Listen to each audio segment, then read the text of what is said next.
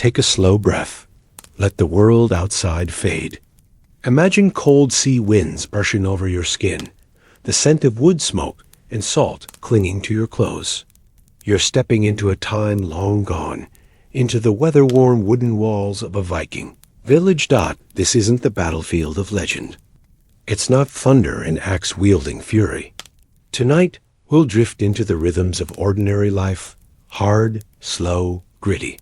From muddy hearth floors to whispered sagas around firelight. From fishermen and weavers to shield maidens and slaves. Is not a story of gods in glory. It's a story of survival, of struggle, of quiet labor, and deep winters. So settle in. Let your mind sail with the longships into the fog of time.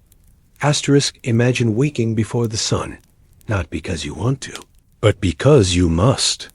Your body aches from yesterday's labor, muscles stiff from sleeping on a straw-filled mattress that's damp with cold. You share this narrow sleeping space with your entire family, your children, your spouse, and even the goats, whose body heat you rely on to make it through long Nordic nights. The longhouse you live in is more smoke than structure. There's no chimney, just a hole in the roof, which helps the smoke escape, but not the cold. The walls are thick with sod and timber, coated in soot. Every surface smells of smoke, wool, sweat, and damp earth.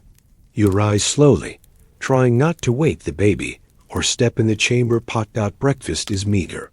A wedge of coarse barley bread from yesterday's bake, hard and dry, washed down with watered ale. Milk, if your cow hasn't gone dry. Eggs, if the hens have laid and the foxes haven't gotten to them first. No fruit, no sugar, no coffee. You dress in rough wool, hand-woven, itchy, and patched, and step out into the brittle air. The fields are calling, even though the earth is half frozen, and your plow is made of wood and pulled by a stubborn ox. The soil here isn't rich. It's rocky and salted from sea winds. You work it anyway. It's the only land you have. There are no weekends. No holidays, unless they come with a feast day or funeral. The only time you rest is during a storm. And even then, you repair tools, twist rope, or mend clothing by firelight. In spring, you sow. In summer, you weed. In fall, you reap. In winter, you survive. And yet, you find rhythm. The lowing of cattle, the slap of waves, the whistle of wind across thatched roofs, the voices of your family, your clan, your anchor. But glory, riches, these belong to the warriors, to those who risk their lives on raids. You are not remembered in the sagas. You are not carved into stone. But without you, none of it happens. Still, the next morning, you'll rise again, hungry, cold, and needed. Take another breath. The frost is clinging to your eyelashes now. And we move from the dirt fields to something darker, the tale of Egil. The outlaw, a man whose name was once chanted over mead, but whispered in fear by the end. Egil was no ordinary Viking. He was a skald, a poet, a warrior, and a man too sharp for the narrow lanes of honor. Born in the late 9th century in Iceland, he had wit like a sharpened axe and a temper to match. His life was a saga written in blood, rhyme, and exile. It began with pride. Egil's tongue was as deadly as his sword. He insulted a king, not once, but many times, and his verses were laced with defiance. But in Viking society, words had weight, and kings had long memories. When the edict came, outlawry, it wasn't just a punishment. It was a slow death. To be outlawed meant no one could feed you, shelter you, or speak your name in kindness. You became a ghost among the living. Egil wandered the edges of fjords and the shadows of longhouses, always watching the smoke rise from fires he could no longer sit beside. He survived on raw roots, on what he could catch with his bare hands, on the memory of feasts and friends. His beard grew wild, and his verse turned bitter. He slept beneath rocky ledges and wrapped himself in stolen sheepskins. Children were warned that his shadow brought ill luck. His enemies no longer fought him. They let the wind and cold do the work. But Egil didn't die. He endured. He wrote poems that cursed the gods. He spoke into the silence until it echoed back. And when the king who exiled him finally died, Egil returned. Old, bent, and nearly broken, but still breathing. Still dangerous. He died not on a battlefield, but in a smoky corner by a peat fire, reciting a final verse with shaking hands. No sword in hand, no feast in Valhalla, just the crackle of flame and the silence of a forgotten name. Asterisk, let's leave the muddy farm paths behind. Step quietly now, across the sea, across centuries. We sail west, to the edge of known Viking. Exploration, to a mystery wrapped in ice and silence. The vanishing of the Norse Greenlander around the year 985 CE. Eric the Red led settlers to Greenland, a land that, despite its name, was harsh and unforgiving. Yet for hundreds of years, Norse communities clung to the rocky coasts, building stone churches, tending sheep, and sending walrus ivory and furs back to Europe. They built two settlements, the eastern and western. Together, they hosted hundreds of farms, churches, and longhouses. Archaeological digs have found combs, chess pieces, and iron tools buried in frozen soil. For generations, they endured. And then, they vanished. By the 1400s, the western settlement was gone. Abandoned. No records. No graves for the last to die. The eastern settlement lingered longer, but it too fell silent. The last known record? A wedding in 1408, held in the church of Hvalsey. So what happened? Some believe climate change was the culprit, the little. Ice Age made farming impossible. Others blame trade collapse or overgrazing. Some speak of conflict with the Inuit or the abandonment of old Norse ways. But the silence remains. No single cause, just a slow creeping withdrawal. Sheep bleeding into empty wind, stone churches swallowed by snowdrifts, tools rusting in untouched barns.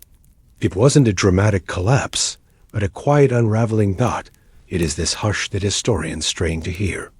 They read soot marks in hearthstones, pollen in soil layers, and scratches on bone. But the Greenlanders themselves left little behind. Their final thoughts, hopes, or prayers. Lost to the drift. Asterisk now. Shift your gaze from the windswept farm and the silent ruins to a longhouse, alight with fire and pride. You are no longer a toiling farmer or a vanishing settler. You are seated on a low wooden bench beside a roaring hearth, wrapped in a heavy cloak, the scent of roasted meat and spiced, mead thick in the smoky air. Tonight, you are witnessing the power of the Viking elite, the chieftain's feast. A Viking feast was not just about food, it was a performance of status. The longhouse itself stood as a symbol of wealth and reach. High beams, carved supports, imported goods on the walls, and dozens of guests gathered to witness generosity, strength, and cunning. The chieftain, seated at the high seat, wore fine dyed wool, maybe even silk from the east. His armband glinted silver, a gift from his emma. Raid, perhaps, or tribute from a loyal follower. Around him, warriors boasted of battles, poets recited sagas, and the skalds wove tales of gods and bloodlines into rhythm and rhyme. You'd eat pork, lamb, bread baked on flat stones, bowls of fermented fish, and aged cheese. Ale and mead flowed, freely, ladled into wooden cups by thralls who dared not spill. Every toast was to a god, a fallen warrior, or the next raid. But this was more than indulgence. It was strategy. The feast was where alliances were forged, oaths sworn, marriages arranged. The chieftain's ability to host, feed, and command attention defined his grip on power. Not everyone at the feast was equal. You could see it in where they sat, what they wore, what they were allowed to say. Those closest to the fire held favor. Those in the shadows clutched cups and listened. Feasting ended with gifts, rings, weapons, sometimes land or livestock. The greater the gifts, the stronger the loyalty. And when the embers cooled, and the guests staggered into the cold, the chieftain would sit a little taller, his authority freshly bound by stories. Mead and spectacle. Imagine now, in the flickering gloom of early morning, you awaken not to birdsong or the lull of waves, but to the distant clank of iron against iron. The village blacksmith is already at his anvil. His work never truly ends. The blacksmith of a Viking village was far more than just a craftsman. He was a maker of war and a keeper of flame. Without his skilled hands, there would be no swords, no plowshares, no nails to hold longhouses together. His forge was the smoky heart of the community. Step inside this world of heat and hammering. The forge is tucked into a lean-to of wattle and daub, set just beside the longhouse, its walls blackened with soot. An open hearth glows red-hot beneath a bellows made from animal skin and carved wood. The smell is unforgettable. Smoke, singed, wool, and the iron tongue of burning ore. The blacksmith's work is grueling. Imagine yourself in his heavy leather apron, sleeves rolled above calloused elbows, your hands black with soot. The rhythm of his world is a constant hammerbeat, hour after hour. The iron must be heated, drawn out, folded, and cooled, then reheated again. Every sword, every axe head, every horseshoe, crafted not just with strength, but intuition past. From father to son, he works with tools that he has forged himself. Tongs, chisels, a hammer worn smooth at the grip. Sparks fly like angry fireflies each time he strikes. A careless moment can lead to ruin. Warped iron, cracked blades, burned flesh. But in a village where warriors are revered, the smith's failures are not easily forgiven. There is a rhythm to it, though, a hypnotic pulse. Each clang echoes through the morning mist, over rooftops, past cows still chewing cud in their stalls. It's a song of labor, a song of war preparation, and a song of quiet craftsmanship. All at once. And when the day's forging is done, the blacksmith does not rest. He sharpens, repairs, hardens, tempers. He listens to warriors complain of balance and weight. He tries again. And again, his world is fire and steel. And through it all, he bears the quiet dignity of knowing that while warriors earn glory, it is his work that endures in the iron of their blades. Asterisk, the day is ending. The clang of the blacksmith's hammer has fallen silent, and the village settles into a hush. Not quiet exactly, but a softer version of the day. Children have been brought in. Goats lie tethered. Smoke curls from turf-roofed homes. The sun, low and heavy, spills golden-orange light through cracks in the plank walls. You, if you were one of them, would prepare for sleep, but forget everything you know of a bed. Viking longhouses were not designed for privacy or softness, or warmth in the way we understand it. They were great communal halls of smoke and breath and bodies, long, narrow structures with thick wooden walls and thatched or sod roofs, sometimes built partially into the ground. The only insulation?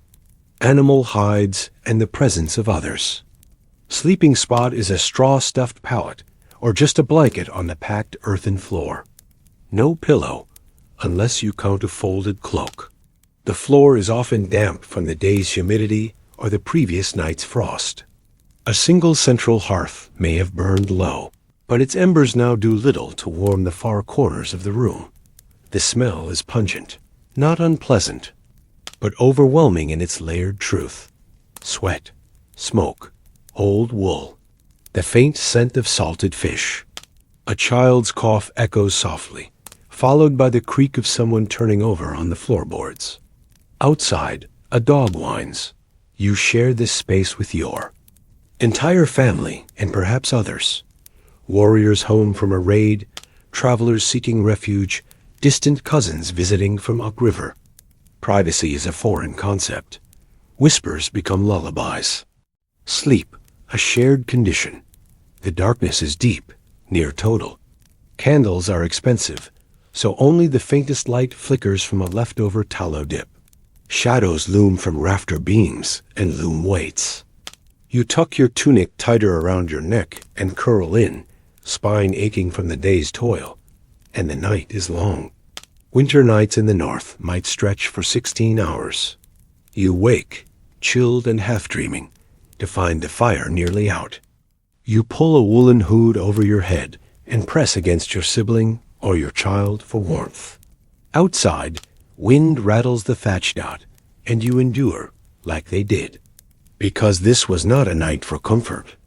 It was a night for rest before another hard day. Asterisk the Viking hearth. Not just the heart of the home, but also its lungs, and often its greatest burden. Each longhouse was built with a single open hearth down the center of the hall, where a fire smoldered nearly constantly. It was used to cook, to warm, to ward off the icy breath of Scandinavian winters. But there was no chimney, no flue, no real ventilation. Just a hole, if you were lucky, in the center of the roof, through which some smoke might escape, or not. Most of the time, the smoke simply gathered. It crept up to the low, timber-beamed ceiling, where soot clung in thick black swaths. It hung in the air like a slow, gray fog, especially during still weather. Your eyes would burn by evening. Your nose would run. Your lungs would ache with the constant inhalation of soot and ash. You'd cough without knowing why, and so would your children. The smell of the smoke wasn't always unpleasant. It mingled with the scent of roasting meat, boiling herbs, worm porridge. But it filled your hair, your wool, your skin. You would carry the smell of home, literally, into the field, into the market, into the grave. The smoke did serve a purpose. It preserved meat and fish hung from the beams. It helped dry herbs. It deterred some pests. But it also aged you deeply. The elderly often coughed through the night, and even the youngest bore signs of early respiratory wear. Imagine living with it, day in, day out. A hearth that kept you alive, and quietly, year by year, wore you down. You stirred the coals each morning. You stoked it with birch logs or dried dung. You cooked oat cakes on the edge of the flame, then sat beside it, blinking into the haze. All around you, the walls, the rafters, the thatch, turned black. Now, take a moment. Imagine you've spent the entire day hauling nets from the fjord, splitting wood, or tending to sheep across wind-blown fields. Your back aches. Your hands are rough with salt and frost. Your stomach is warm with stew, but the rest of you is exhausted. So, you lie down, but not in a bed as we know it. No mattress, no cotton sheets, no privacy. You lower yourself onto a heap of straw, spread across a wooden plank or directly onto packed earth. If you're fortunate, the straw is freshly laid, stuffed into a coarse linen sack to serve as a kind of mattress. But more likely, it's flattened, scratchy, mixed with the dust of the floor and the scent of livestock nearby. In a Viking household, sleeping arrangements were communal. Everyone, parents, children, sometimes servants, even the dog, huddled together on sleeping benches along the wall or in straw pallets lining the longhouse perimeter. Privacy was a luxury. Warmth, the priority. Above you, beams creaked. In the wind, a draft slipped through the wattle and daub walls. And beside you, the fire on the hearth glowed faintly, casting the low rafters in flickering amber. The smoke hadn't quite cleared. You could still feel it prickling your throat. Sleep came in fragments. The baby cried. Someone coughed. Someone rolled over, and the straw rustled sharply. A snore punctuated the darkness, followed by the shifting of feet dot, and if you were lucky enough to dream, your dreams were shaped by the creak of the walls and the smell of peat. Smoke, by the cold that crept in at dawn, by the knowledge that in a few hours the entire cycle would begin again. No bed of feathers, no pillow-top comfort, just straw, scratch, and the hum of a world that never truly quieted. Asterisk, picture this. It is long after dusk in your Viking longhouse. Outside, the wind howls softly through the pine-covered hills, and the fjord is a sheet of blackness, still and deep. Inside, the only light comes from the central hearth, a bed of glowing coals and gently dancing flames. The hearth was more than warmth. It was the spiritual and social heart of every Viking home. Positioned along the center of the longhouse, it was the place where food was cooked, stories were shared, and ancestors, in a sense, were remembered. The fire never truly died. It was banked at night, gently tended, kept alive with smoldering. Peat or logs of pine that smoke curled upward, not through a chimney, but into the rafters. It escaped gradually through a small hole in the thatch roof, or simply filtered out through gaps in the wooden slats, which meant that much of it lingered. You would breathe it in with every word, every breath. The air was thick and tasted of. Burning alder, dried dung, sea driftwood, and perhaps garlic or fish dot around the hearth. People would gather. Children curled up at their mothers' sides. Old men poked the embers with a stick, and women stirred iron pots hung by chains. The light of the flames flickered against their cheeks, red-orange shadows on faces weathered by salt and sun. And as stories were told, of gods and monsters, of distant raids, of omens seen in ravens, the flickering of the fire mirrored the movement of thought, memory. Myth. Here, the fire was not just heat. It was rhythm. It marked the passage of the day. It cooked the stew. It dried the socks. It warmed the hands. It reminded you that, for all the harshness of the world beyond those thick wooden walls, here at least was a kind of living center dot until the flame dimmed and silence settled. Then, in the smoke-hazed hush, you listened to the crackle of wood, the creak of the rafters, and the slow breath of sleep settling into the bones of the house. Asterisk, before the sun pierced, the frost or mist clung to the distant mountains. The village stirred in the dim half-light of dawn. In a Viking household, no rooster was needed. The rhythm of life was too tightly bound to survival for sleep to linger long. You rise from your bedding of straw and wool, shoulders sore from the hard planks beneath you. The fire from the hearth still smolders. Someone has risen in the night to bank it, as always. You pull on your tunic and fumble for your leather shoes, with fingers stiff from cold. Then, like every other morning of your short and demanding life, the chores begin. First, water. You trudge down to the well, wooden pail in hand, careful not to slip on the frost-slick stones. If the bucket is heavy, too bad. You carry it anyway. Water is needed for cooking, for washing, for the animals. The ox and the goats must be tended before you break your fast. Your mother and sisters are already moving. One grinds barley with a stone quern. Another kneads dough near the hearth. Smoke curls through the longhouse as flatbread bakes and onions are sliced with bone-handled knives. Outside, someone splits firewood with a rust-scarred axe.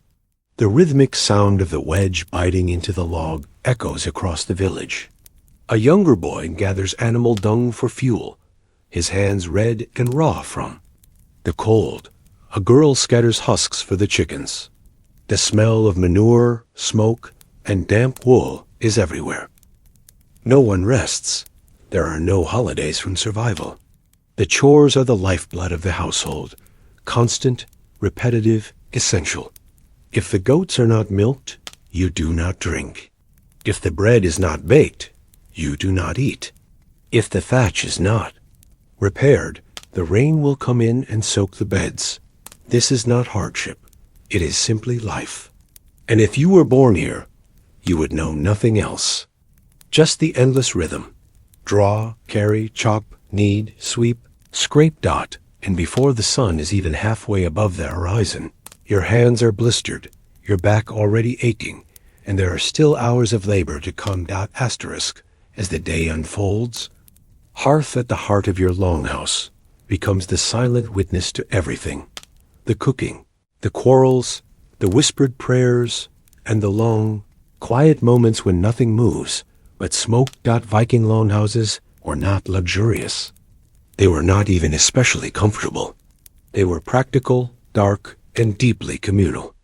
Imagine a long wooden building, its walls made from timber planks or wattle and daub, its roof steeply pitched and thatched with straw. There are no windows, only small slits or a central smoke hole. Light barely enters. The air is thick with the smell of peat smoke, meat fat, unwashed wool, and sweat. You live shoulder to shoulder with your kin. Perhaps 10 or 15 of you, all under one roof. Family, servants, maybe a bonded thrall or two. Everyone has their place, but space is tight. You share benches to sleep on, lined with straw and fur. Privacy is a foreign concept. The sounds of sleeping, snoring, coughing, whispering, and the shifting of restless bodies fill every night. The hearth is the center, literally and socially. It's where meals are cooked in iron pots, suspended from hooks, where dried fish or pork sizzles in its own fat. Children huddle near the warmth, shaping wax dolls or chasing each other with carved wooden toys. Adults mend tools, weave wool, carve bone. The old ones mutter sagas, slowly, their voices rough with age and smoke. The fire glows, but it does not warm the far corners of the house. Shadows stretch long along the walls. You can hear the wind outside or the creak of the roof. Beams. Maybe you even hear mice nesting in the thatch. You tuck your wool cloak tighter and keep your fingers busy. Idleness is frowned upon. But there are moments, even in this dense and smoky darkness, where the rhythm of the longhouse feels like a kind of heartbeat. A slow, steady thrum of shared. Life full of hardship, yes, but also connection. You would never be alone here. That might be the best and worst thing about it. Asterisk. Now imagine the days growing shorter. The light fades early and the cold deepens. Winter in a Viking village is not just a season. It's a test of your preparations, your resilience, and your body. By now, the last of the harvest is long gone. The smoked and salted meats, the dried fish, the sacks of barley and peas. They are counted, portioned, guarded carefully. Rations are reduced. You eat once a day, maybe twice if you're lucky. A weak stew of dried onion, cabbage, and some bone broth. If someone traps a hare or snares a bird, it's cause for celebration. But more often, your stomach gnaws. Inside the longhouse, breath clouds the air. Frost gathers along the edges of the roof beams. You wrap yourself in every piece of wool and fur you own, but the chill presses in through the wooden planks and up through the cold dirt floor. Feet go numb. Fingers crack. You try not to spill tears when you cough. They might freeze on your cheeks. And with the cold comes sickness. Colds become coughs. Coughs become something worse. The old ones stop getting up from the benches. Children wheeze. The healer comes with her pouches of dried roots and lichen, her horn spoon of honey, her prayers to Frigg, but often she cannot do much. Outside, the snow piles higher.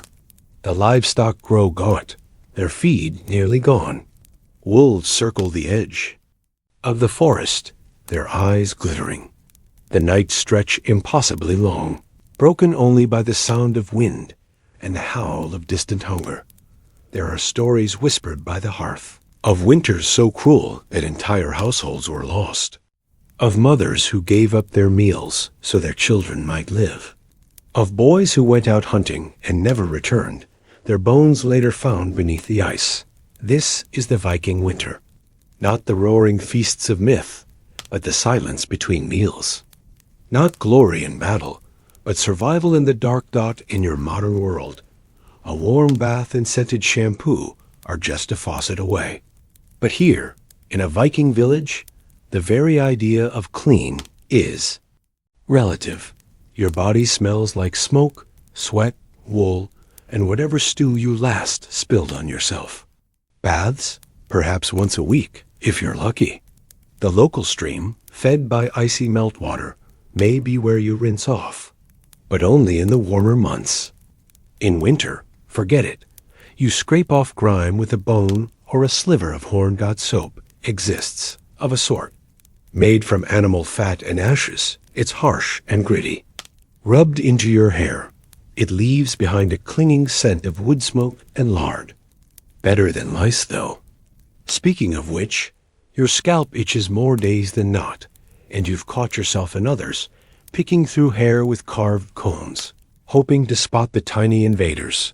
Clothes aren't washed so much as aired out. Linen tunics and wool trousers are rarely scrubbed. The water is too precious, the time too short. Instead, you leave them outside overnight, hoping frost will cleanse them. The next morning, they're stiff as boards. You clean your teeth with chewed birch twigs and river sand. You rinse your mouth with salt, or on bold days, stale ale. Your breath could stun a goat, and everyone's noses have long grown used to it. But you're not unkempt by Viking standards. You comb your beard daily. Pride is taken in hair and grooming, especially for public gatherings. Beards are trimmed with iron shears. Hair is often braided or tied back. Clean fingernails are a sign of respectability, so you pick yours with the tip of a knife. Still, there are moments, especially in the crowded longhouse, when someone lifts an arm or a boot slips off, and the air turns sour. But no one complains. Everyone stinks. And in a world where survival trumps comfort, that's just part of life. Asterisk in the heart of your longhouse. A modest hearth crackles, the only barrier between warmth and a bone-deep chill. The flames are small, coaxed with precious birch twigs. And driftwood. Fire is a luxury that must be fed carefully. Wood is scarce, and drying it takes time. You remember the crack of splitting logs last summer. Now each stick feels like treasure. The longhouse walls are thick with sod and timber. Yet wind creeps through every joint. In the dead of winter, you wake to frost on your eyelashes. Even while lying beside the fire pit, your breath puffs into mist. You sleep under layers of wool and fur, pressed between bodies, not out of affection, but survival. The smallest. Children lie closest to the fire. The elderly wrap themselves tightly and rarely stir. Gathering firewood is relentless work. You drag heavy branches from the forest or collect dried dung from the byre. Driftwood from the shore is prized, but must be carried back in heavy bundles, often soaked and salt-crusted. If it's wet, you may spend half the day drying it beside the flames before it can burn. Starting a fire isn't quick either. You strike flint against steel, showering sparks onto dried fungus or shredded linen. One wrong move and your kindling scatters. When it catches, you blow gently, coaxing smoke into flame with practiced patience. There's no room for error.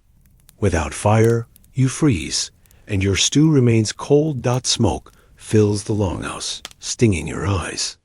There's no chimney, only a hole in the roof and cracks in the timber. The smoke clings to the thatch, to your hair, to your lungs. You cough often but say nothing. It's simply how things are. And then there's the fire's fickle nature. A gust of wind can choke it. Embers fade when left unattended. A child's sleeve, a dry fur, a spill of oil, and the whole house could vanish in flames. Every hearth must be watched. Warmth comes at a price, and fire demands constant tribute. You rise before the light reaches the fjord, fingers already aching from yesterday. You pull on damp wool and step barefoot into frozen mud. Your boots are still wet from last night's snowmelt, and you can't risk ruining them again. The air smells of manure, fish brine, and wood smoke, the perfume of your survival.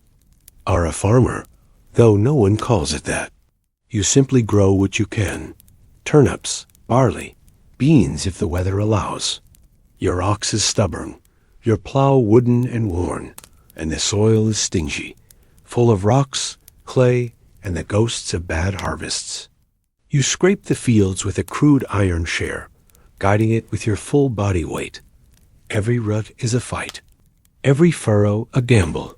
Fertilizer means hauling dung by hand, from animals, or from the privy if you're desperate. You dig trenches for irrigation with crude spades. Rain is both a curse and a blessing. Too much and your crops rot. Too little and they bake in the sun. You can't read the sky, but you pray to Thor for balance anyway. Pests arrive like tiny raiders, beetles, worms, crows. There's no remedy but scarecrows and sharp eyes. You lose sleep over a blighted patch. You whisper to your barley in the wind. At night, you dream of wheat that stands taller than your knees. Harvest season is the cruelest. Bending, cutting, bundling until your hands crack. No gloves, no rest. The days are shorter, the stakes higher. You eat less so you're graying. Stores will last. A spoiled sack could cost you spring. You don't farm for profit, you farm to survive. There is no margin, no cushion. One bad season and your family could starve. You feel this truth deep in your bones, as constant as the ache in your spine and the grime beneath your fingernails. Step through the low wooden doorway into your shared world, the longhouse. Built from timber, sod, and thatch, it creaks like a ship run aground. You duck to enter and are immediately swallowed by warm, dense gloom. The hearth, a shallow pit in the center of the floor, burns day and night. Its smoke curls upward, but there is no chimney. The soot clings to the rafters like memory. It stings your eyes, coats your lungs. You cough often, but say nothing. Everyone does. You share this space with your family, your goats, sometimes a visitor or a slave. The smells intertwine. Wet wool, old stew, sweat, urine, damp straw. You sleep under fur skins on a plank bench pressed against the wall. You listen to lice scratch beneath your tunic. You ignore it. You have to. There's no privacy, only shared rhythms. Children cry. Adults whisper. Someone snores with their mouth open. If someone is sick, you all breathe it in. If someone dies, you sleep next to the body until the ground thaws enough to bury them. The walls leak in winter and sweat in summer. You patch holes with mud and moss, but drafts persist. Rain seeps in where the thatch sags. Rats sometimes fall from the rafters. You trap them with broken bowls and toss them into the fire. Meals are eaten together from one pot. Salted fish, gruel, root stew, or whatever you've got. You drink ale and there's any left. Water is for washing, if you're lucky dot, and yet this space, smoky, noisy, dim, is your shelter. It holds your stories, your kin, your small comforts. In the longhouse, the line between survival and family is drawn in smoke. You wake before the sun. You always do. In winter, it feels like the sky forgets to rise dot. The longhouse still sleeps around you. Breath mists in the air. The fire pit at the center is only glowing ash now, not flame. Your body aches from the cold. That soaked through the wood beneath you during the night. You reach for your cloak, rough wool, slightly damp, and pull it close. The first task of the day is simple and exhausting. Get the fire going again. You kneel by the coals and blow gently. You add kindling dry twigs saved from summer and coax life from the ashes. Sometimes it works. Sometimes it DOESN single quotes T dot next. You step outside. The air bites your skin. Frost crusts the grass. A thin gray sky blankets the village. You head for the woodpile. Your boots crunch over frozen earth. You split firewood with a dull axe, while your breath clouds around your face. It's quiet, except for the rhythm of steel and splintering pine. Back inside, you warm what's left of yesterday's porridge in a blackened iron pot. It smells sour, but familiar. You tear a piece of hard barley bread. It's been dried for weeks, like stone, and soften it in the hot mush. This is breakfast. This will be dinner, too, unless something unexpected happens. You pass a wooden cup of water to your sister. She wipes sleep from her eyes and nods. She eats without speaking. The others wake slowly. One by one, they take their place by the fire, each one wrapped in wool and weariness. The day hasn't yet begun, and already it feels long. But this is the rhythm. This is life in a Viking village. One hard morning after another. Asterisk cleanliness, you'd think, is simple. But in a Viking village, it's another full-time battle. Your scalp itches. Again, you sit cross-legged near the hearth while your mother inspects your hair with a bone comb. The teeth of it are close, unforgiving. She drags it through your hair slowly, methodically, stopping now and then to squash a tiny invader between her thumbnail and a smooth stone. You wince, but say nothing. Lice are a part of life. So are fleas, and sometimes worse. Everyone has them. Everyone scratches. It's not shameful. It's expected. Washing is rare, but not absent. Once a week, if there's enough warmth, and no. Chores in the way, you'll heat water over the fire and fill a carved wooden tub. One by one, your family will scrub down using coarse linen rags and soap made from animal fat and ash. The soap smells sharp and smoky. It leaves your skin dry, but it works. Linen clothes are another matter. You wear the same undertunic for days, even weeks, before it's swapped out. When laundry day comes, it's a chore. Women carry the soiled garments to the stream or to shallow vats outside. There, they beat the fabric with paddles, then let them soak in a lye solution made from firewood, ash, and water.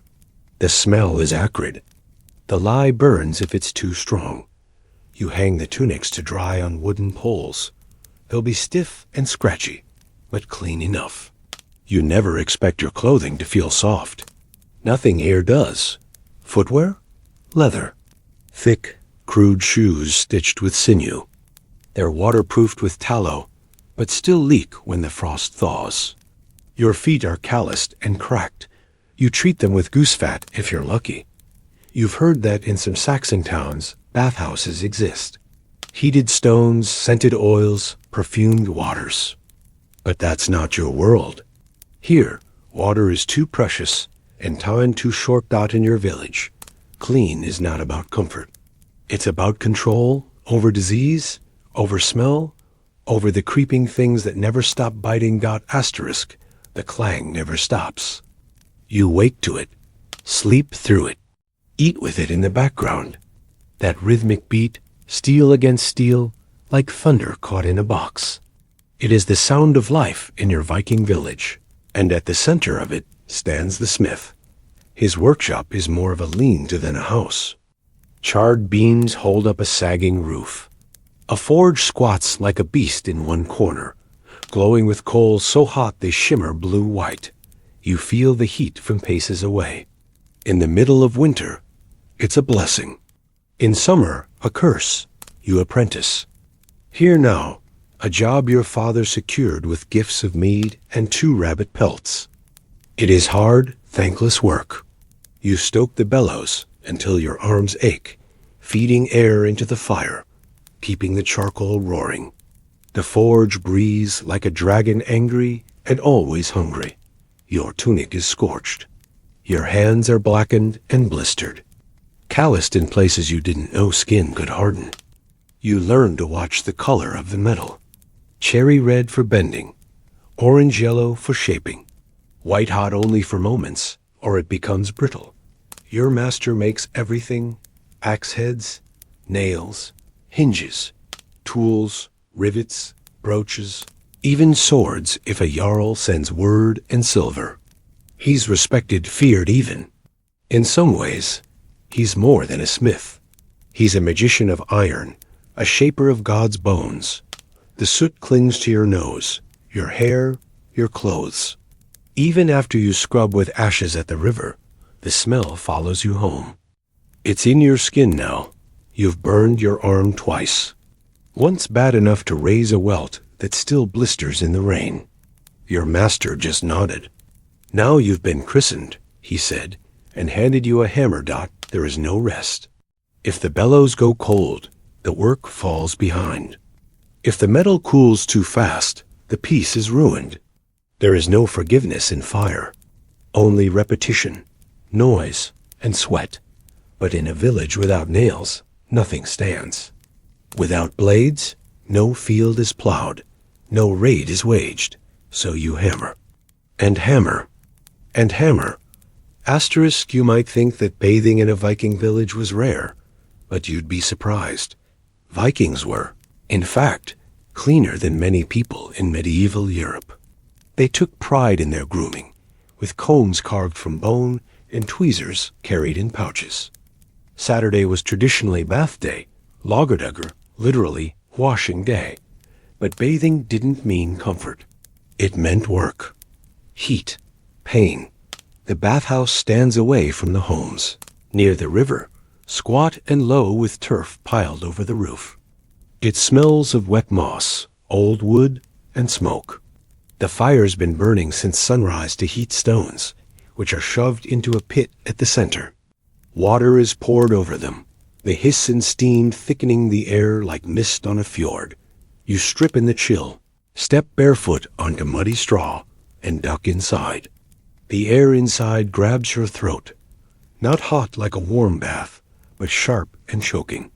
Sweat breaks before you sit. You rub yourself with birch switches to open the skin, then scrape it with a curved horn blade. The sweat mixes with soot and smoke. You cough. An older woman with missing teeth throws a pail of cold water over your head without warning. She laughs. You do not. Some bathhouses double as meeting places, even negotiation rooms. Deals struck in steam. But some also house spirits. Landvitter, so you don't whistle, don't talk loudly, don't bring iron inside. Someone did once. A roof beam cracked that night. In summer, the steam bath feels like punishment. In winter, stepping outside after one is a gamble. Many have fallen ill from the shock, lungs full of steam 1 minute, frigid air the next. If you don't wrap up quickly, you'll end the day with a cough that doesn't leave for months. And yes, the bathhouse is communal. No privacy, no modesty. Elders, children, warriors, women, all together in steam. You pretend to stare at the fire pit. Still, the ritual matters. Clean skin is honorable. Unkempt hair is shameful. A dirty beard means a lazy man. So you scrub, sweat, and shiver, all in the name of staying clean. If you lived in a Viking longhouse, your life revolved around a single smoky hearth. The central hearth. Forget chimneyed fireplaces. In a Viking dwelling, a shallow pit lined with stones smolders with embers and slow-burning logs. The smoke curls. Upward, not through a chimney, but through a small hole in the roof that doubles as ventilation and light source. Most of the smoke, however, never escapes. It clings to the air, to your hair, to your clothes. You breathe it. You sleep in it. Imagine yourself crouched near the fire, eyes stinging. A pot of porridge bubbles slowly, flecked with ash. The air is thick and bitter. Your lungs itch. Children cough in their sleep. A spark spits out and catches the hem of someone's tunic again. It's not just cooking. The hearth is your only source of heat, especially in the frozen months when wind whistles through the cracks in the timber. People huddle close at night. Sleeping areas line the walls, but the warmth barely reaches the outer edges. The fire never goes out. Letting it die is shameful, even dangerous. You wake at intervals to feed it, cradling hot coals, blowing gently to revive the flames. If it does go out, you barter with neighbors for live embers. Fire stealing is one of the oldest. Tensions in the village. Soot cakes the beams above. After years, the wood turns black. Your fingers are always marked. So is your food. You don't remember the taste of clean porridge. It always tastes faintly of smoked-out children, learning to fear the hearth. Burn marks on the hands are common. Toddlers must be watched constantly. If not for fire, then for the iron cooking tripod, hanging above it, always swaying, always hot. Despite all this, the hearth is sacred. Stories are told here. Spells are whispered into its flames. Offerings of bone and bread crusts are tossed into it before long voyages or major hunts. A dead hearth is a cursed one. So you cough, you squint. You shift your sleeping spot again to dodge the smoke. You tell yourself you're lucky. You have fire. Asterisk in the world of the Viking village, alcohol wasn't just a luxury. It was nourishment, medicine, ritual, and risk. Imagine yourself waking to the yeasty tang of fermenting barley and honey. Your task today isn't smithing or fishing, it's brewing. You're an alewife, or perhaps a member of her family, helping out in the sticky process of keeping the village both hydrated and merry. Why ale and mead?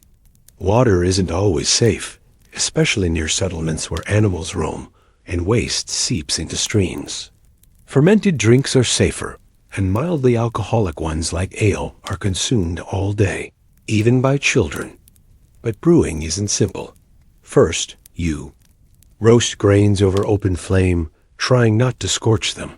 Then you soak them in barrels with warm water, stirring with long sticks carved from hazelwood. You must time it right. Too short, and the brew will be weak. Too long, and it might sour. Next comes honey, herbs, or even berries. You strain the mixture through woven baskets or linen, then store it in sealed clay jugs or wooden vats to ferment. Are no thermometers, no timers, only instinct, memory, and the old songs your grandmother taught you, whispered while she stirred the mash by moonlight. Spoiled brew means trouble. People might get sick, or worse, spirits might be blamed. Bad. Ale is a sign of an unblessed house. When it works, though, it's magic. Mead thick with honey and summer herbs. Ale with a nutty kick, best served warm and cloudy. It's poured for guests, gods, and ghosts alike. At feasts, your brew is judged. Elders mutter in approval, or frown. If you're lucky, your cask is empty by nightfall, and people sway around the fire, singing praises of your skill. But if it spoils, if it smells sour or causes a stomach plague, whispers, side eyes, perhaps even accusations of poor luck, or worse, sorcery. So you scrub your jugs, hush the children near the barrels, and taste again, because your village's trust rests at the bottom of each cup. Asterisk, the heart of any Viking settlement beat beside the forge. If you're this village blacksmith or apprentice to one, your days start before the sun climbs the tree line. The forge is not just where metal bends. It's where the fate of blades, tools, and even bones are sealed. The forge is humble, not the great furnaces of distant Rome, but a clay-lined pit with a small stone chimney, bellows fashioned from goatskin, and heaps of charcoal piled high from last night's burn. Iron is precious, not mined by your hand, but scavenged from bogs, riverbeds, and the ruins of older wars. Sometimes you trade with distant clans or melt down old blades. You strike flint to steel, and the coals awaken. The heat grows thick, swallowing air. Sparks. Spit like fireflies. You sweat. Always sweating. Tongs in one hand, hammer in the other, you draw glowing bars from the coals. A hiss and pulse like dragon's breath. A mistake here is costly. A weakened blade might split mid-battle. A crooked rivet might crack a ship's prow. But blacksmiths are not just makers. They are keepers of secrets. You know how to twist iron into serpent coils. You whisper charms into the hammering. It's said the strongest swords sing when drawn, and yours hum with an edge too smooth to be chance. The village needs you constantly. Sickles for harvest, rivets for sails, hinges for the chieftain's chest, nails for coffins, arrowheads for hunting or war. Your forge is never cold for long dotted night. You sit near the embers, knuckles raw, shirt clinging to your skin. The tools you made, they lie in every hand, hang in every home, yet you remain half-shadowed, half-feared, fire-chosen, not quite warrior, not quite priest, but utterly necessary. Asterisk even among warriors. Cleanliness held spiritual significance. Imagine the Viking bathhouse, a stifling timber room half dug into the earth, its walls thick with moss, its roof weighted with turf. Stones have been heating. In a central fire pit for hours, buckets of water stand nearby, filled from streams and warmed by coals. Outside, the cold bites. Inside, the steam wraps you like fog on a fjord. You enter naked, not just of clothes, but of pretense. It's a sacred vulnerability, a daily or weekly ritual, depending on your means or superstition. Steam opens your pores, but it also opens conversation. Disputes are soothed here. Gossip flows with the sweat. You sit beside others, warriors. Thralls, old men, children, all equal under rising vapors. Birch twigs hang bundled on hooks, dipped in warm water and used to strike the skin lightly. A massage and a cleansing. Women bathe separately or at other hours, their rituals often quieter, but no less meaningful. Lard and ash soap is rubbed into your hair and beard. Dirt lifts. The scent of tallow and herbs mingles with human musk and peat smoke. For some, it is only hygiene. For others, it is magic. The steam drives out evil. The sweat carries away sickness. The heat, some say, makes the gods hear your prayers more clearly.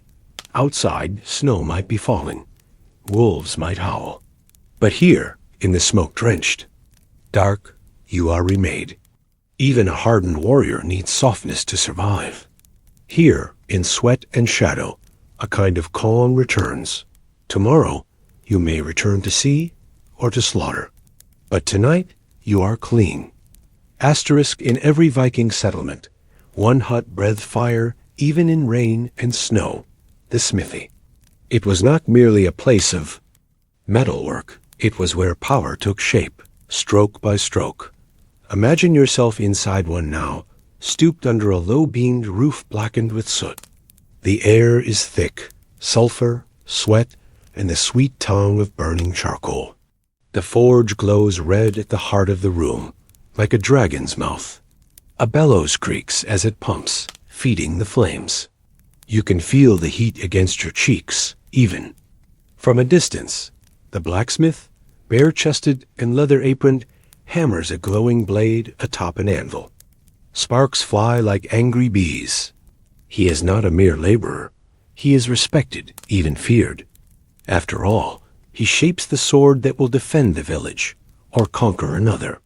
His hands hold magic, some say. Iron was once thought sacred, pulled from the bones of the earth, shaped with fire and breath. You stand by, passing tongs or whetstones as he grunts orders. His voice is rough, but not unkind. A small boy runs in with a broken hoe. A warrior brings a bent spearhead. The smith sees to them all. He knows everyone's strengths and weaknesses, and their secrets dot in the rafters above. Iron tools hang in silhouette. Horseshoes, nails, chain links, plowshares. Behind you, cooled blades rest in troughs of water or oil, slick with steam. The rhythm of hammering becomes a trance, like a heartbeat in steel dot in this village. The chieftain commands, the seer speaks, and the raiders sail, but the blacksmith shapes what they carry.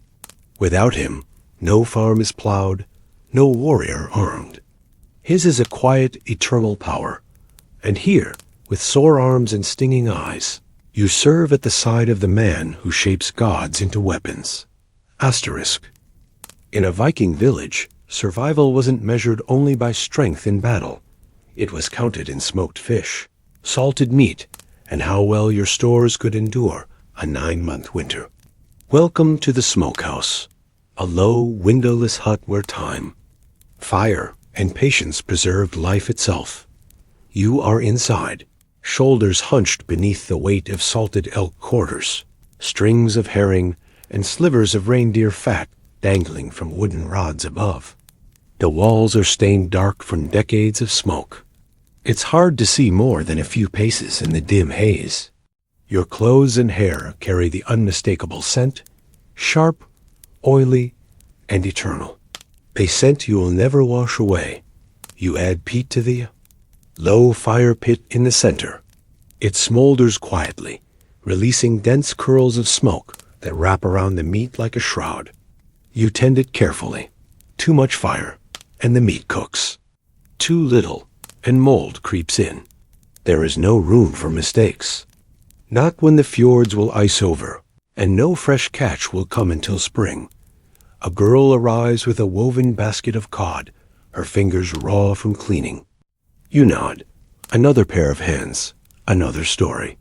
You both work in silence, your movements practiced, arranging strips of meat, brushing off flies, sprinkling salt from a small clay jar.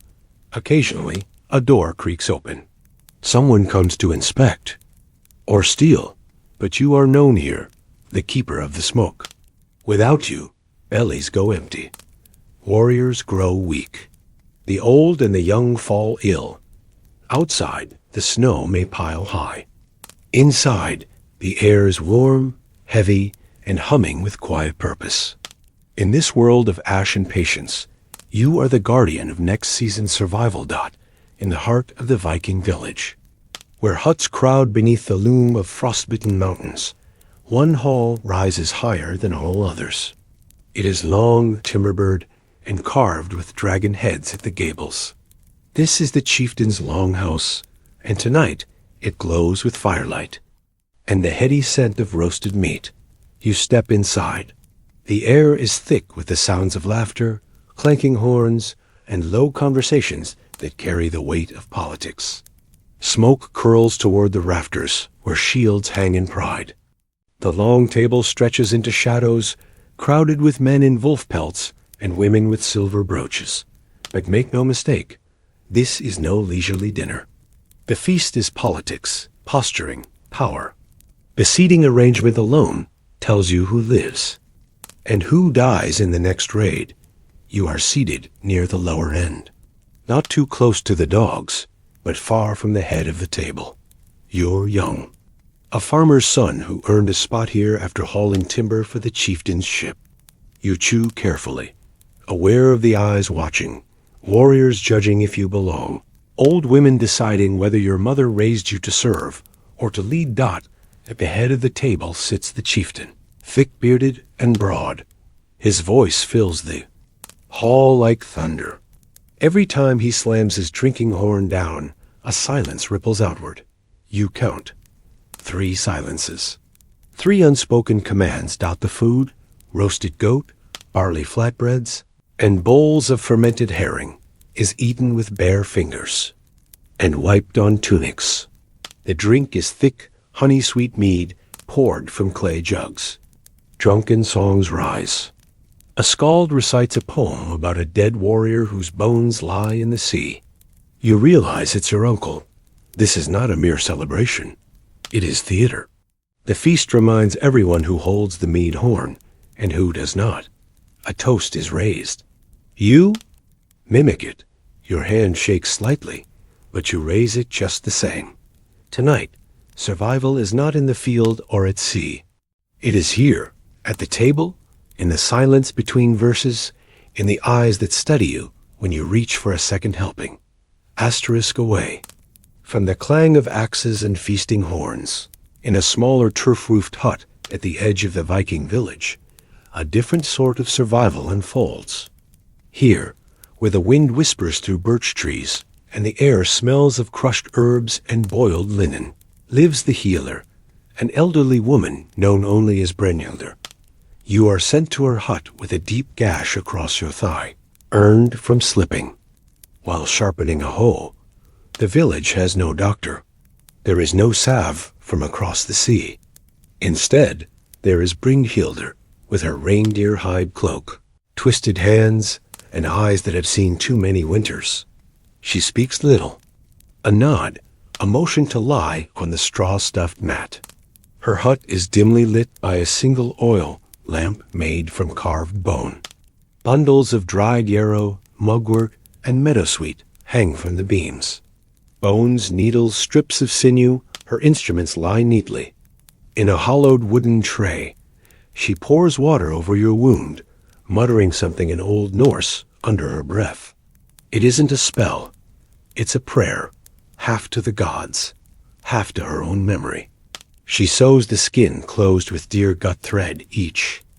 Stitch pulled through slowly, surely. There is no anesthesia, no mercy. Only her work and your clenched fists. When she's done, she binds the wound in cloth soaked in honey and ash, a Viking antiseptic. She tells you to eat onion and stay warm, or you will rot from the inside. You believe her. You notice her hands. Tremble only when they rest.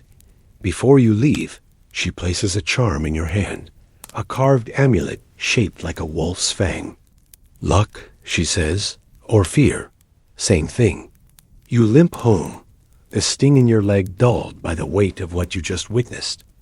The healing here is survival, yes, but it is also art, memory, and blood.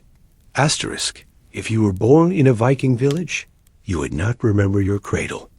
But it might have been a trough of hollowed pine, lined with wool and furs, nestled near the hearth where ash dust settled on everything Soph got as a child in this world. Your lullabies would be the crackling of peat fires, the clatter of wooden bowls, and your mother's voice murmuring sagas of Thor and Loki, not to amuse you, but to steal your mind. By the age of 3, you'd learn to carry water, feed livestock, and watch younger siblings. Toys, if you had them, were carved from bone, horses, tiny boats, or crude dolls with bead eyes. But often, play was work in disguise. Chores came early and lasted late, fetching firewood, scraping hides, twisting rope. Discipline was not tender. No timeouts, no sweet bribes. If you disobeyed, you might be left outside the longhouse door in winter chill for a time, not long enough to harm, but long enough to remember. Education came by ear, not ink. Runes were for the select few, children of jarls or skalds. You learn from watching and doing, how to milk a goat, gut a fish, spot the signs of illness in livestock. You learn to stand still when elders spoke, to stay quiet in the mead hall, to never interrupt a tale or a death. Winter was your harshest teacher. If the village stores ran low, children ate last. If sickness came, you were wrapped in furs and left to sweat or freeze it out. Survival was not guaranteed. Many did not see 10 summers. But if you did, your childhood ended quickly. At 12, you are no longer a child. Boys learned to wield an axe. Girls learned the rhythms of childbirth, often by helping deliver their younger siblings. Childhood in a Viking village was brief, brutal, and bracing, a training ground for a life that promised little ease and no certainty. Forget Hollywood, horned helmets, and endless maid. If you lived in a Viking village, your daily meals weren't roasted boar and overflowing tankards. They were practical, sparse, and as seasonal as the wind. Breakfast was humble. a bowl of barley porridge cooked over a peat fire, perhaps stirred with whey or dotted with dried berries, if any had survived the winter. No sugar, no milk, unless the goats had birthed recently. Midday meals were often cold. A hunk of dense rye flatbread, hard enough to crack a tooth if stale, spread with preserved fish or lard rendered weeks ago. Fermented dairy was common. Sour milk, curds, thick goat yogurt. Salt was precious. Spices? Almost unheard of in poor homes. Garlic and wild onions brought sting to stews, but mostly it was flavored by fire and smoke. Meat was rare. Even in a fishing village, drying and salting came before feasting. Fresh meat only arrived when something died. A sheep too old, a pig slaughtered for winter. Everything was used: liver, feet, marrow, boiled into greasy broth. The cooking pot, a heavy iron. Cauldron over the hearth, never emptied. It simmered day and night, with new scraps thrown in as old ones disappeared. Cabbage, leeks, leftover bones. It was a rolling stew that never truly began or ended. Feasting was ritual, not routine. Weddings, harvest festivals, funerals. Those were meat days. You might taste roasted lamb, honey-sweetened ale, or soft cheese. But afterward came fasting, or lean weeks of rutabaga and turnips. For every horn of mead, a month of water from a wooden ladle. Your hands always smelled of smoke and onions. Your stomach often gurgled half empty. You ate to survive, not to enjoy, and every bite reminded you of winter's grip. Asterisk in a Viking village. The hearth wasn't just where food was cooked. It was the heart of the home, the only true warmth during long Nordic winters. But it was also the source of ceaseless smoke, soot, and irritation. Longhouses lacked chimneys. The peat or wood fire sat in a central pit, and smoke had nowhere to go but up into your lungs, your eyes, and your hair. If you lived here, your eyes would constantly water. Coughing was routine. The air was always dense, acrid. Clothes hung above to dry, often ended up smelling like a forest fire. Everything was done by the hearth. Women spun flax or wool beside it, squinting through smoke. Children huddled close for warmth, coughing between stories. Men repaired tools, smoked fish, or dozed with smoke curling around their beards. And the fire was never truly out. It had to be kept burning, night after night, in fear of losing the flame. Asterisk, asterisk, asterisk. In summer, the heat was stifling. In winter, it barely kept the frost at bay. The rafters above blackened with soot. You inhaled ash in your sleep. Even your bread tasted faintly of smoke. You'd blow your nose and find soot. Your hair would crunch with embers. But you couldn't leave it behind. The hearth was life. Without it, there was no warmth, no cooked food, no safety dot. So you endured the sting, the coughing, the blackened walls. And every night, as your family snored in the smoky dark, you thanked the gods the fire hadn't gone out. Asterisk life in a Viking village meant living close to the ocean, your livelihood and your dread. For all their courage, seafaring Norsemen whispered stories not of storms, but of serpents. Great, slithering beasts said to coil beneath the fjords, their eyes glowing red, jaws wide enough to swallow a boat whole. Fishermen rose before dawn and rowed out in silence. They cast their lines carefully, always watching the glassy water for strange ripples. Everyone knew someone whose boat had disappeared without a trace. No wreckage, no body, just gone. Dragged down, perhaps. Or so the elders said. Children were warned not to go near the shoreline at night. The mist, thick and shifting, was said to conceal scales, fangs, or the rise of a dark fin. Nets were sometimes found shredded. Oars returned with splinters, snapped as if bitten. Even the bravest warriors showed hesitation during certain moonlit tides. There were days when the sea was too quiet, no gulls, no breeze, and everyone stayed ashore, muttering runes of protection. The sea could be generous, yes, but it was ancient and hungry dot, and deep beneath the fjord, in the quiet that came just before dawn, you'd hear something shift, a deep, bone-rattling groan that no whale could make. Asterisk step into the longhouse, not as a guest, but as someone who must live, cook, and sleep inside this dark wooden shell day after day. The hearth at its center glows orange, a shallow pit of embers fed with peat and scraps of driftwood.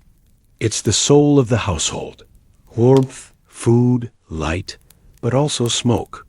Endless, acrid smoke. There's no chimney. The smoke creeps upward, clinging to rafters, settling into the thatch, and curling down again in ghostly wisps. Your eyes water, your lungs ache. Even in sleep, you cough. Infants wheeze in cradle boards. Soot paints the beams, the walls, your hair. The longhouse never fully dries. Moisture gathers in corners. Bedding grows mold. Clothing hung too close to the fire becomes brittle. Too far, and it stays damp. The smell, a mix of burning fat, wet wool, and old sweat, seeps into everything. Even the bread tastes smoky. Families crowd into the same space. Parents, children, elders, dogs, chickens. Privacy is unheard of. Arguments erupt in whispers because there's nowhere to go. A baby cries all night. Someone snores. The pig snuffles at your feet. And yet, without that hearth, you'd freeze. So you learn to live in the gray haze. You rub goose fat into cracked skin. You hang herbs to dry, not just for healing, but to sweeten the air. You wake each morning beneath a roof of soot and start the fire again. Asterisk in the quiet corners of the Viking home, where shadows of the longhouse flicker with firelight, children learn quickly that discipline is not a gentle affair. There are no bedtime stories whispered under soft covers. Only lessons delivered with firm hands and unwavering expectations. You're a child, perhaps 7 winters old. Your task is to bring water from the stream, a daily chore. If the wooden pail spills, even by accident, you may be met not with scolding, but with silence. That's worse. Shame burns deeper than a slap. Discipline is communal. Parents, elders, even neighbors are quick to correct. If you talk back, a cuff on the ear is swift. If you slack on chores, a sharp switch, often a willow rod or even a thin strip of whalebone, reminds you that idleness is not an option. Boys are expected to toughen early. They spar with wooden staves, their bruises worn like medals. Girls, too, are expected to work, weaving, sewing, feeding animals. Crying is discouraged. Complaining is unheard of. But there is also pride. When you master your first knot or carry firewood without spilling, you're praised with a nod. Rare, but golden. Stories are shared in the evenings of warriors and wise women. You're reminded of your place in the line of your ancestors. That one day, you too must be strong, silent, and capable. Discipline in the Viking world isn't cruelty. It's preparation for cold winters, for sudden raids, for life and death. To survive, you must be unyielding before your milk teeth even fall out. Asterisk night settles over the village like a woolen cloak, thick with mist and the scent of pine smoke. In the grave field beyond the palisade, the dead are not entirely at rest. Not in the minds of the living. For the Vikings, death was not an ending, but a doorway. And sometimes the dead looked back through it. You walk slowly between low stone cairns and raised mounds. Each marks someone once fierce, a shield maiden, a blacksmith, a jarl. The ground beneath your feet is soft from centuries of burials. And you've heard the stories. If a dead man is not burned or buried properly, his spirit, a draugr, may rise. Not a ghost, but a restless corpse with the strength to kill. Cremation is most common. The body placed on a pyre, surrounded by personal goods, tools, weapons, jewelry, and sometimes, tragically, a slave or animal sacrificed to accompany the soul to the next world. The fire eats the flesh, crackling and spitting, rising into the sky like a pillar to Valhalla or hell, but not always. In some regions, ship burials are performed, the dead laid within their boat, surrounded by offerings, then covered with stones and earth. Grave robbers beware. Superstition warns of curses and vengeful spirits. The bones that remain, if collected, are sometimes placed in urns, carved with runes, and buried with reverence. Offerings of food, ale, or even blood are made unimportant. Nights, midwinter, midsummer, solstice. The veil between worlds, they believe, thins then. You learn not to speak the names of the recently dead at night. You leave coins at cairns when you pass. And always you ensure that no soul goes without fire, for fire is the safest gate to the next life. Asterisk, the sun rises slowly over the assembly field, casting long shadows between the standing stones and wooden posts. You're not waking to a day of feasting or raiding. This morning, you're summoned to the thing, the Viking legal assembly and law. Here is no dry parchment-bound affair. Imagine a wide, open field bordered by grassy ridges. Farmers, warriors, traders, and even chieftains stand shoulder to shoulder, weapons at their sides. There are no courtrooms, no robes, only the air thick with tension and the ancient weight of oral tradition. This is where disputes are settled, alliances made, punishments delivered. The thing isn't a suggestion. It's the spine of Viking society. A man steps forward, his voice calm but firm. He's the law speaker, chosen for his memory, clarity, and respect among the people.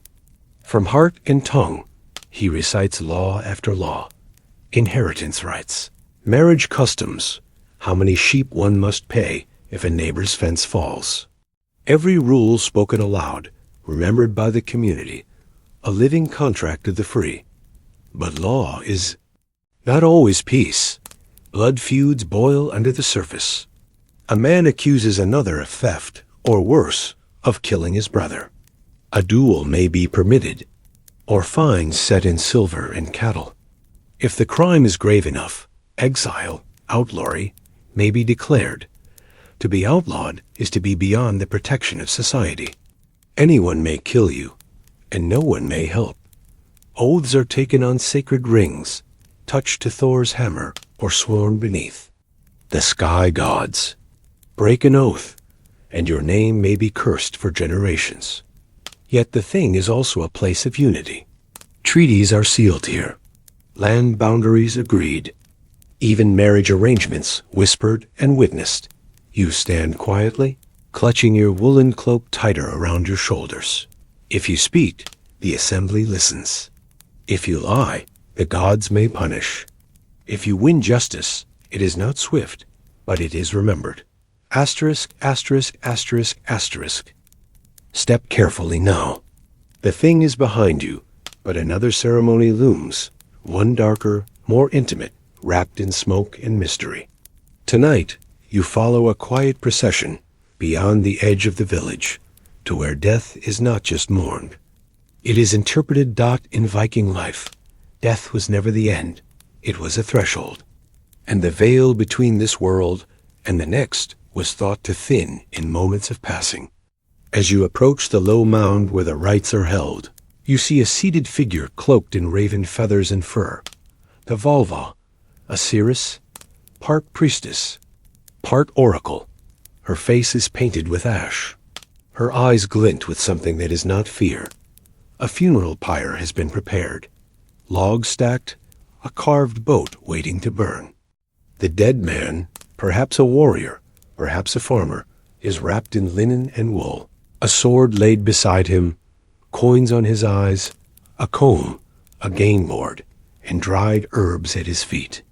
If he was wealthy, A horse or dog might be sacrificed alongside, but before the flames are lit, the vulva begins her work. Bones are thrown into a shallow bowl. Knuckle bones of sheep, carved runes, blackened stones. She mutters low chants to the Norns, the weavers of fate. Her staff taps the earth. She sees omens in the curl of smoke, in the patterns of flight overhead. In the way, fire refuses to catch or suddenly leaps. This is no theater. People hang on her every word.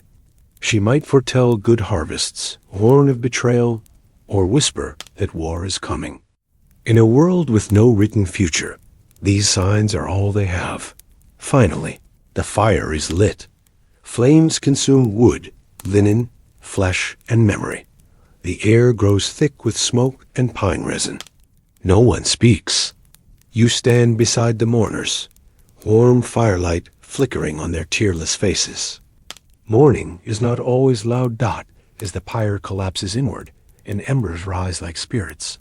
The seeress turns once more to the bones, not for the dead, but for the living. Asterisk stay seated by the flickering firelight. The embers of the funeral pyre are cooling, and the scent of charred pine still lingers on your clothes. But in the Viking world, death and celebration often intertwined. Now, your journey takes you not into grief, but into ritual, revelry, and offerings of blood dot. It is time for a blot. The blot was a sacred feast, a community ritual that honored the gods Odin, Thor, Freya, and the spirits of ancestors. These ceremonies weren't casual meals. They were binding acts, woven with blood, song, and deep tradition. And they were not optional. Imagine yourself standing outside a great hall or within a sacred grove, surrounded by men and women dressed in fur and wool. At the center stands a wooden altar, often a stone slab or a bowl carved from oak. Tethered. Nearby, restless and snorting, is a ram or a boar, or sometimes, if the gods demanded more, a horse. A Gothi, the priest, steps forward, painted with red ochre. In his hand, the sacrificial blade. His face is calm, not cruel. He believes the gods require this. The animal is dispatched swiftly, its blood caught in a ceremonial bowl, known as a HLAUTBOLI dot with bundled twigs.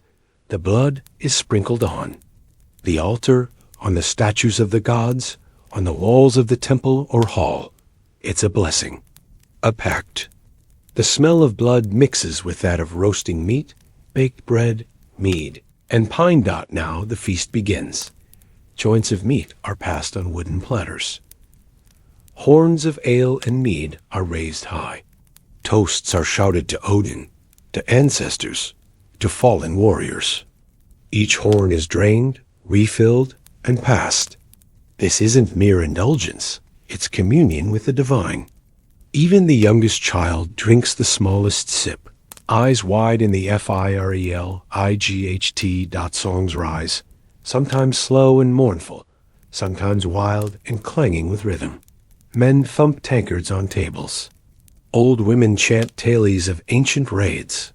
Outside, the stars turn over the thatched rooftops like silent gods, and you sit among them, a stranger, warm and a little dazed. Your hands smell of wood smoke and roasted lamb. You wonder, are you blessed now, or simply tolerated? The difference in this world is blurred. Now the fires have dimmed, and the warriors lie in mead-drenched slumber. But not all power in the Viking village was carried on the blade of an axe. Some of it lived in quieter corners, in the rhythmic creak of looms, the whisper of spindle whirls, and the knowledge passed from mother to daughter in smoke-stained. LONGHOUSES. Let us step softly into a space seldom sung of, the weaving room. You awaken before dawn, the cold biting through the thatch. Your hands, raw from yesterday's flax combing, tremble slightly as you wrap a coarse wool cloak over your shift. In the weaving shed, an open-structured lean-to near the hearth, the vertical loom stands like a frame of ancient magic. Weighted with smooth stones, the warp threads stretch taut, humming with potential. Women control the cloth, and in doing so, they control the pulse of Viking life. Every tunic, every sail, every burial shroud, spun, dyed, and woven by the hands of women. It is labor, yes, but it is also power. Cloth is currency. Cloth is diplomacy. Cloth is legacy. The dye vats steam nearby. Madder root stains the wool rust red. Woad brings a smoky blue. Lichen yields soft grays. But the secret shades, like vibrant purples or golden saffron, are rare, costly, bartered through far-reaching trade routes that linked your world to Byzantium and beyond. A skilled woman spins linen thread so fine it floats in the firelight like mist. Her spindle whorls are carved with runes, charms for fertility, or to keep the Norns, the fate weavers, in her favor. Some say the Norns taught mortal women to weave time itself. Children play at your feet with drop spindles made from bone. They mimic the rhythm, the twist and draw, eyes watching their elders with reverent patience. And it's not just cloth. Hidden in these threads are the sagas of lineage. Viking women embroidered stories into borders, hemmed good luck runes into shirt collars, and stitched vengeance into wedding linens. Outside, the world celebrates the axe. But in here, you learn a different kind of strength, quiet, unyielding, and written in thread. Asterisk, before the sun lifts above the fjord, you are already parched. Not from labor, but simply from the act of living. You reach for a ladle, carved from bone, and dunk it into a wooden cask. The liquid inside is not water. It's ale, thin, sour, and slightly warm, but it is safe. Or safer than the alternatives. In the Viking world, clean drinking water is not guaranteed. Streams run clear, yes, but downstream lies a midden heap or an animal carcass. Wells are precious, but few and shallow. Snow must be melted, rain collected, all boiled if one is cautious. But firewood is not always abundant, and most are not cautious. So, you drink ale. Not the hearty, celebratory ale of feasts, that strong, spiced brew saved for the thing or a wedding. No, this is small ale, low in alcohol, brewed with rye, or barley or whatever grain is available, and meant for daily thirst. It is cloudy, sometimes gritty, often warm. Children drink it. So do the elderly. And you, a good housewife, brews daily. She steeps herbs like yarrow or mugwort to improve the flavor, and sometimes to mask spoilage. Hops are a luxury, not yet, widespread in the north. Instead, bog myrtle or juniper may be added for bite. Drunkenness is not common during the day. Ale is for hydration, not escape. Mead and stronger ales come later, with stories and shadows. And water? You treat it with suspicion. A moment comes. A traveler, parched and unaware, dips his hand into a stream and drinks deeply. By dusk, he is curled near the hearth, vomiting, sweating. The healer is summoned. But the gods do not favor fools who trust sweet-tasting water. You sip your ale. You swallow, and you live. Asterisk, before you ever wield a sword or stir a stew, you must keep the fire alive. The hearth, low, stone-lined, its embers barely pulsing beneath a covering of ash, is your silent companion. Every Viking home relies on it, not only for warmth or cooking, but for survival itself. And fire, in this cold land of sea spray and long nights, is not a thing taken for granted. The firekeeper's task begins before dawn. A careful breath, a twist of linen soaked in tallow, a handful of dried moss. You kneel beside the hearth, your body still half asleep, and coax life from last night's coals. If they've gone cold, it is a disaster. You must send a child running to a neighbor's hearth, cradling a clay pot to capture flame. Matches. do not exist, nor lighters. A flint, stone, and iron striker are your tools and your hope. You strike until your wrists ache. The spark must catch the moss or the tow, and from there, small twigs fed in gradually. Smoke curls, eyes water. But it works if you're skilled. The fire must be maintained all day. Not too high. Wood is precious. Not too low. A smoldering hearth is hard to revive. You use turf, peat, driftwood, even dried dung. Resinous. Pine is best, but rare. And it's not just heat. The fire cures meat, dries clothing, boils broth, heats water for birthing or washing or salving wounds. The smoke rises into the rafters, blackening the beams and driving out vermin.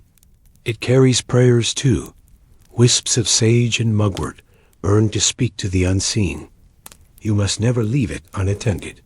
If you go to the stream or fields, someone must stay behind. Fire is a blessing. Fire is a threat. You become its guardian, kneeling each morning like a priest at an altar, whispering, feeding, watching it breathe. Asterisk, asterisk, asterisk. You've heard the word whispered. Blowern. The Viking village, though united by kin and necessity, does not tolerate betrayal. The sagas speak of vengeance, of honor answered with horror. And while the blood eagle is likely more legend than widespread practice, its presence in story is enough to strike fear into every listener, including you. In the longhouse. When stories are told by firelight, old men with gray-streaked beards recount the tale of Gley, king of Northumbria. He killed Ragnar Lothbrok, they say. And so, Ragnar's sons took their revenge, the punishment? The cutting of ribs from the spine, lungs pulled outward like wings. The blood eagle. A warning.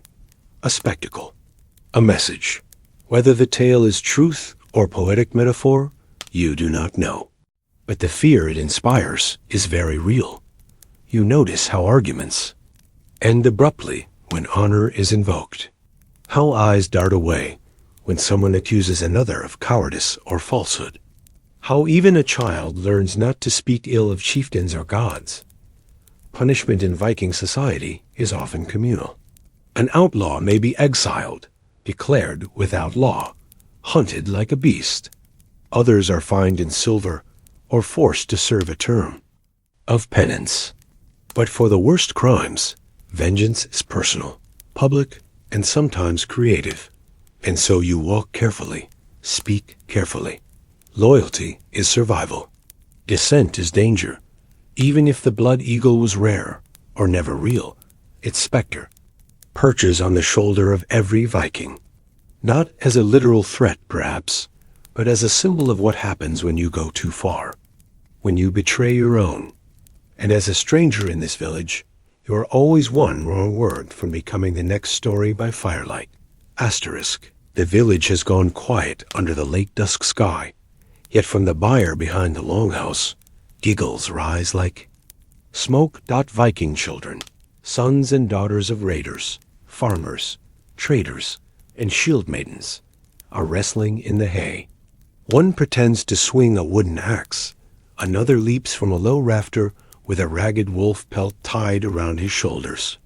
Their games echo the world they will one day inherit. Childhood in a Oe. Viking village is fleeting. From the moment the child can walk, they are put to small tasks, gathering kindling, feeding goats, chasing chickens back into the yard. By age 5, they may be taught to use a knife to help carve a turnip or skin a small fish. Boys watch their fathers work the forge, the plow, the spear. Girls shadow their mothers through chores, births, and brewing. But roles blur. A daughter of a warrior may learn to swing a sword, just as a son of a healer may know every root in the woods. You watch a mother braid her child's hair before, binding it under a woolen cap, a tiny rune charm sewn into the collar of his tunic. Protection, luck, hope. And yet, life is fragile here. Infant mortality is high. Disease moves fast in close quarters. A winter illness or a spoiled grain store can claim the smallest among them before the spring sun thaws the rivers. There are no lullabies about fairies. Viking children hear tales of sea monsters, of Odin's sacrifice, of Ragnarok, not to frighten, but to prepare. The world is harsh. So too must they be. You realize even the laughter of children carries a weight here. Beneath the joy is expectation. Beneath the play is preparation.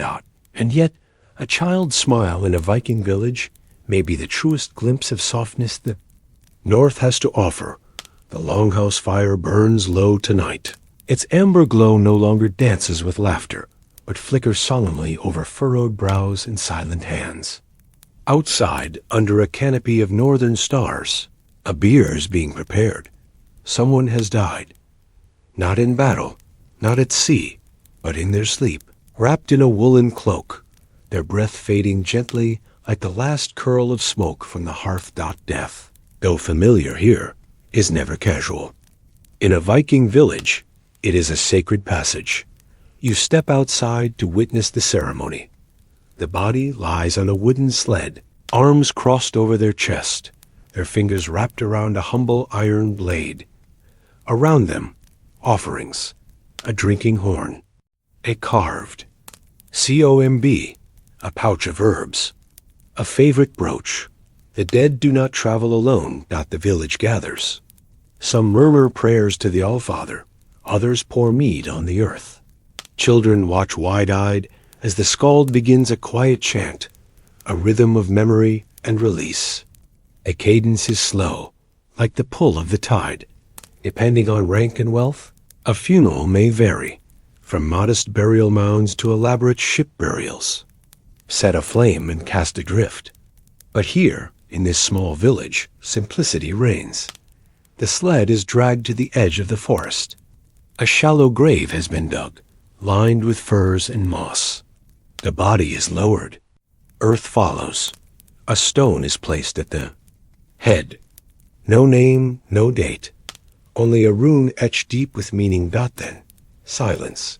You feel the cold bite of the northern wind. But within that stillness, something else lingers. Reverence, not fear. Not finality, for the Vikings believed in more than mere endings. Death was a journey, across the rainbow bridge Bifrost, into the halls of Valhalla, or to the gentle fields of Folkvanger. Even the humble farmer's soul could sail into eternity, guided by honor, memory, and the strength of kin. And so, the villagers return home. Tomorrow, life will resume. Fields will be sown, nets mended, babies born. But tonight, you have glimpsed their truest belief, not in conquest or gold, but in continuity. Asterisk, the longhouse is filled with quiet chatter today. Not the clamor of war preparation or the bustle of winter stores, but something gentler. A child, perhaps 7 winters old, stands by the doorway. His small hand clutches a carved wooden horse. His eyes do not weep, though they flick nervously from face to face. Today, he will leave the only home he has known. Among Vikings, fostering was not a mark of hardship or shame. It was a tradition of alliance, duty, and respect.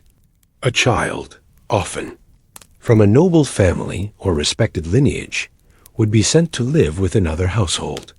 Not as a servant, but as kin. Imagine you are the foster child. You wake not to your mother's voice, but to the firm hand of a foster father, a jarlsman known more for swordplay than storytelling. You do not eat by the fire you knew, but by one where unfamiliar herbs scent the stew. You do not sleep under your grandmother's furs, but among boys who speak in clipped dialects and laugh at different jokes. But fostering is not exile. It is growth. Your foster family treats you as one of their own. They teach you skills your birth family could not. Riding, navigation, lawcraft, or rune carving. You learn the rhythms of their farm, their gods, their quarrels. In time, your bond becomes iron strong, forged by shared work, discipline, and respect. Foster relationships were sacred in Viking society. Loyalty to a foster father could outweigh blood loyalty in times of conflict. These bonds could cement alliances between families, or even settle feuds that had spanned generations. And when the fostering ended, when you returned to your home now, changed, stronger, older, you carried not just new skills, but new loyalties, stories, and kin. You see, in a world where battles were common and family lines determined fate, trust was the most valuable currency. And fostering, strange, tender, and quietly powerful, was the way Vikings built it. Let us step quietly into the softer arts of the Viking world. Not axe or shield this time, but chisel and chant. In a village where most messages are spoken and remembered through stories passed by the hearth, there is another form of communication, older, quieter, and believed to be steeped in power: the runes. Imagine a slab of stone propped upright near the edge of the settlement. Its surface is carefully carved with angular symbols, runes, each line and stroke chosen with precision. The stone gleams faintly with the residue of red ochre, once used to highlight the script. Wind whispers through the trees, and a raven hops across the grass. The air is still. This is not just writing. This is a memory. You are a carver, perhaps apprenticed to a rune master. You hold your breath as your hands press a bone chisel into granite. The message may be a memorial. Thorstein raised this stone in honor of his brother, who died in the east. Or a warning, a riddle, or a blessing to the gods. But some runes are secret. Hidden among the funerary lines and boastful verses are bind runes, symbols twisted together, designed to protect, to curse, or to heal. These are not casual marks. They are uttered before they are etched. Your teacher warns you. Some runes carry weight beyond stone. Some call upon Odin, the Allfather, who hung himself on Yggdrasil to learn them. You shiver. The runes are everywhere, once you begin to notice.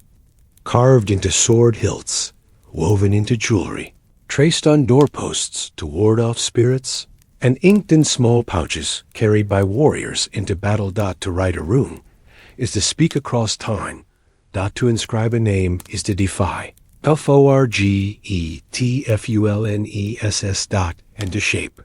A secret message in a world of orality is to hold a form of magic.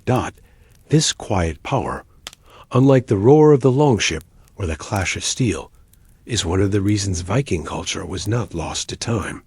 For even when the fire died, the stone remained. The long, dark nights of a Viking village were not merely passed in silence. They echoed with stories. Around the hearth, where firelight danced across timber-board walls and the scent of peat smoke hung thick in the air, you would sit among family and neighbors, eyes wide, listening to tales older than memory. Some stories comforted. Others warned. Tonight, it's the trickster's turn. Loki, shapeshifter, firebringer, chaos maker, slinks into the tale. Your grandmother leans closer to the flame and lowers her voice. The shadows flicker, and you feel the weight of every word. He is neither god nor man. He walks among the Aesir, yet he undermines them. He's the reason Thor lost his hammer once, and the one who birthed monsters like Fenrir, the great wolf, and Jarmungandr, the world serpent. He is clever and cruel, necessary and feared. You clutch your wool cloak tighter. The tales are not entertainment. They are memory. They are warnings encoded in rhythm and rhyme.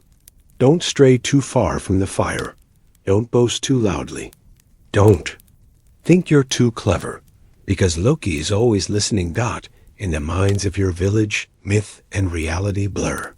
A sudden storm may not be chance. It may be Loki's laughter. A broken loom thread, a missing blade, a failed hunt, all might be his whisper. But there's more. These tales also teach that chaos cannot be banished, only respected. Loki reminds the people that the world is fragile, that even the gods must sometimes yield to trickery, to disorder, to fate.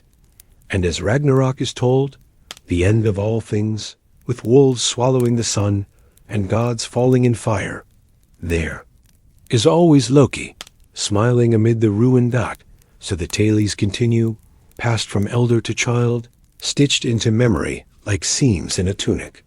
They do not seek to banish fear. They invite it to sit by the fire. Asterisk. In the silence after sunset, the village settles into uneasy sleep, but not all rest quietly in the soil. Beneath dot Vikings feared what lay beyond the veil of death. Not just hell or Valhalla, but the ones who returned. They called them Draugr, the undead. Not ghouls. From fantasy, but deeply rooted fears. These were not souls that had found peace.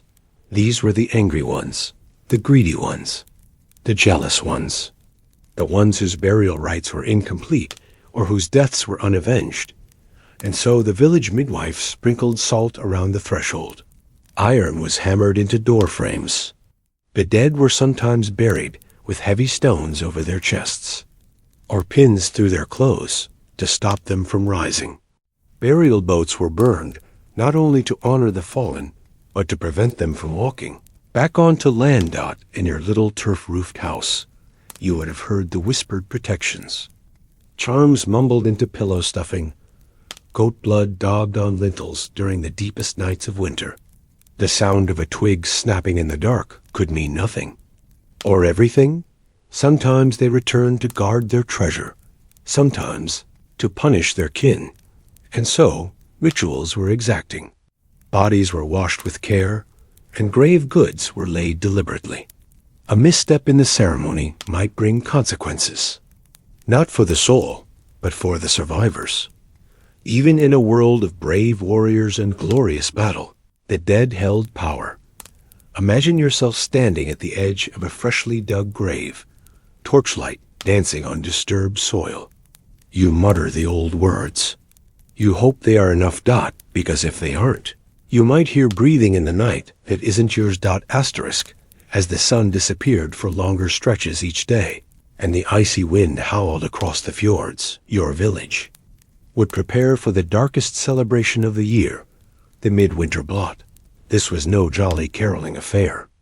No twinkling lights or sugar-plum dreams.